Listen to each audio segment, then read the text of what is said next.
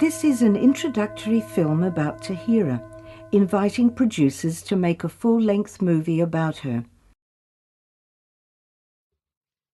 She is the female cosmic spirit who dawned upon the earth in Persia in the mid-1800s. Tahirih means pure one, and her other title of Qurratu'l Ayn means solace of the eyes. The prophet, Tahirih, called for the end of the archaic practices of the Islamic era. She tore off her veil in front of an assembly of men. One was so horrified to see the face of a woman in public, he cut his own throat. Noted Cambridge Orientalist Professor Edward Granville Brown wrote, "The appearance of such a woman as Tahirih Qurratu'l Ayn is in any country and any age a rare phenomenon, but in a country such as Persia, it is a miracle." Alike in virtue of her marvellous beauty, her rare intellectual gifts, her fervid eloquence, her fearless devotion, and her martyrdom, she stands forth incomparable and immortal amidst her countrywomen. Had the Babi religion no other claim to greatness, this was sufficient, that it produced a heroine like Tahirih Qurratu'l Ayn. I am melted, my God, by that mercy whereby thou didst create me at a time when nothing existed save it. I was formed whirling, after a pattern that no one besides thee had fashioned, so that thou mightest set me in motion. Thus might I be brought out of the dimension of the veils of glory by the attraction exercised by thy divine essence, and thus might I transcend the station of illusions by means of love for thy shining countenance. O Mother of the world, O point of divine knowledge, O divine essence, O lotus of creation, O most great spirit, O Saraswati, O Tara, O Kuan Yin, O eternal Shekinah, O Zoroaster, O Buddha, O Mary, Mother of God, O Jesus, O Muhammad, O Fatima,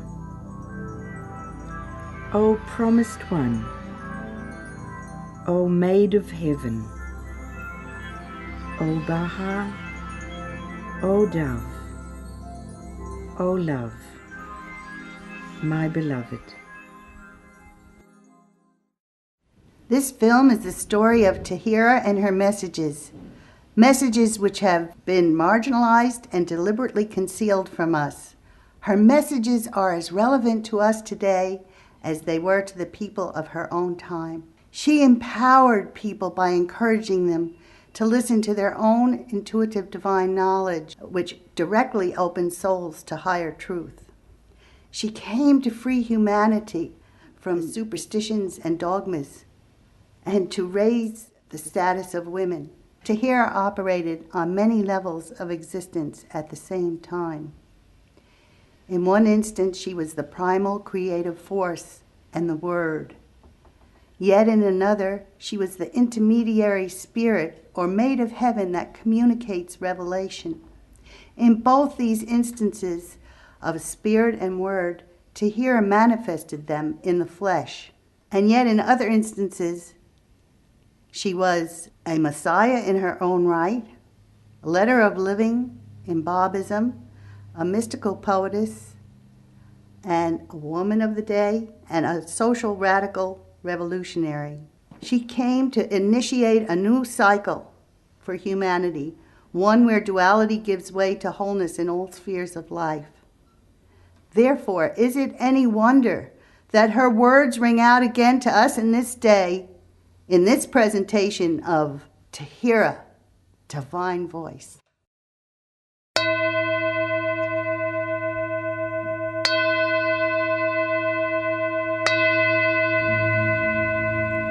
Persia, mid-19th century. What had once been a glorious land of culture had become fundamental and petrified, where power was unjustly used by those in authority. This oppression was perpetrated by the male clergy in the name of religion. Women were counted as little more than cattle and were considered not to possess a soul. Their faces had to be veiled, lest a man be defiled and his passions aroused by seeing the face of a woman in public. There was a stranglehold on the female gender, as most were kept in an illiterate state, and girls could be married off as young as 9 years old. This was the world to which Tahirih was born.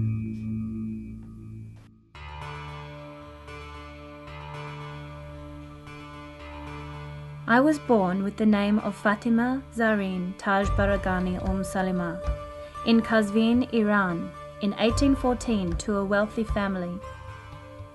My father, known as Mullah Salih, was of conservative Islamic Shiite belief and was a religious leader with a great deal of influence. I was heralded as a child prodigy. One of my earliest thoughts about my destiny was that I came to effect change in the world. I needed to learn about the society into which I was born. It became clear to me that there were religious beliefs and unjust laws in place that hindered the progress of humanity. I could see too from my own household that females were not afforded the same status as men, and in fact were basically inconsequential in any decision making. I became determined not to let these injustices hinder my potential.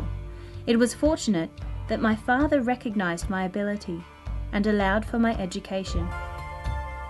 I took to the opportunity with great enthusiasm and absorbed all the religious writings, jurisprudence, literary studies, languages and translations available. I could quote any verse from the Quran or the Hadith, and began writing mystical poetry as a little girl. My father allowed me to listen to his discussions with many religious leaders from behind a curtain, and sometimes debate with them. They appeared amazed at the truth I laid before them.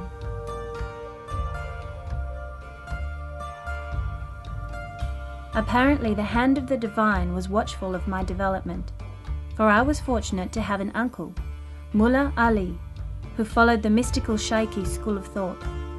He believed the promised Qayyim, the 12th Imam, would come to release us from the dogma of the past. These are the books my uncle gave me, books my father forbade me to read. I recognized the truth within these teachings. I was ecstatic. I knew of my connection to the Godhead, which often came through prophetic dreams. I was destined to be a leader and a seed of change in the world. I am the portal. Through my message, humanity connects with higher truth.